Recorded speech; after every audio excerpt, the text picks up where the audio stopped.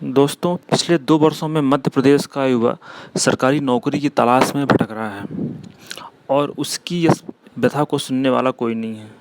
और उसकी जो मुख्य वजह है वह है ओबीसी आरक्षण का मुद्दा।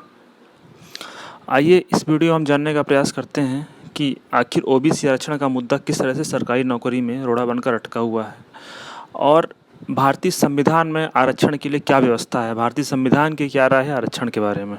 इस पूरे आरक्षण विवाद की शुरुआत होती है सन 2019 से, जब तत्कालीन कमलनाथ सरकार ने मध्य प्रदेश लोक सेवा संशोधन अधिनियम 2019 पारित किया और इसमें यह प्रावधान किया गया कि सरकारी नौकरी में अन्य पिछड़ा वर्ग अर्थात ओबीसी का जो आरक्षण का दायरा है वह 14% से बढ़ाकर 27% कर दिया गया है।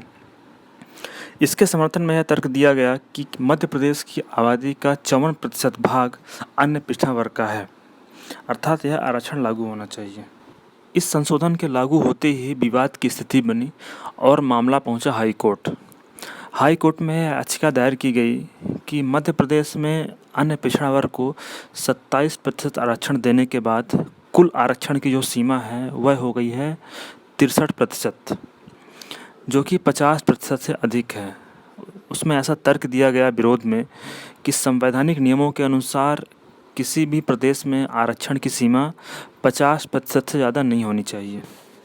अभी आप स्क्रीन पे देख रहे होंगे जो कि पूर्व आरक्षण की स्थिति है 2019 के पहले की। एससी का जो क्राइटेरिया था वह था 16%, एसटी 20%, ओबीसी 14%।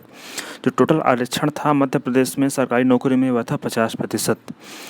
लोक सेवा संशोधन अधिनियम 2019 के बाद जो ओबीसी का जो परसेंटेज है 14% से बढ़ाकर 27% कर दिया गया। इसके 27% होते ही जो टोटल परसेंटेज का क्राइटेरिया है मध्य प्रदेश में रिजर्वेशन के लिए वह पहुंच गया है 63%। हम देखते हैं भारतीय संविधान में आरक्षण के विषय में क्या प्रावधान है। हम सभी ने भारतीय संविधान पढ़ा है और हमें यह जानकारी है कि भारतीय संविधान से हमें समानता का अधिकार प्राप्त है, जिसका कि वर्णन भारतीय संविधान के अनुच्छेद 15 में किया गया है, जिसमें ऐसा वर्णन किया गया है किसी भी व्यक्ति के साथ जाति, प्रजाति, लिंग, धर्म या जन्म के स्थान पर कोई भी भेदभाव नहीं किया जाएगा। लेकिन अनुच्छेद 15(4) और अनुच्छेद 16(4) ये 2 अनुच्छेद हैं जो आरक्षण को प्रावधानित करते हैं। तो अनुच्छेद 15(4) में ऐसा कहा गया है कि राज्य को अगर ऐसा प्रतीत होता है कि उस राज्य में अनुसूचित जाति, अनुसूचित जनजाति और पिछड़ा वर्ग का जो सामाजिक, शैक्षणिक और आर्थिक स्तर है वह गिरा हुआ है, तो उस कंडीशन में राज्य वहाँ पे उनके लिए कुछ विशेष प्रावधान निर्धारित कर सकता है।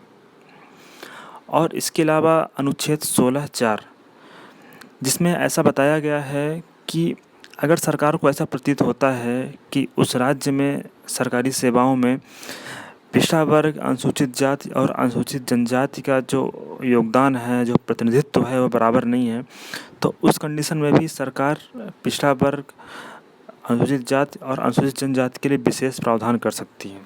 2 महत्वपूर्ण अनुच्छेद हैं जिनके बारे में आपने जाना। अब आपने अक्सर ऐसा सुना होगा कि आरक्षण का जो क्राइटेरिया है, जो कैपिंग है, वो 50% की है कि उससे ज़्यादा नहीं होना चाहिए। अगर आप भारतीय संविधान देखेंगे तो उसमें आपको ऐसा कहीं भी लिखा हुआ नहीं मिलेगा कि भारतीय संविधान में आरक्षण का जो क्राइटेरिया है, आरक्षण का जो प्रतिशत है वह 50% से ऊपर नहीं होना चाहिए।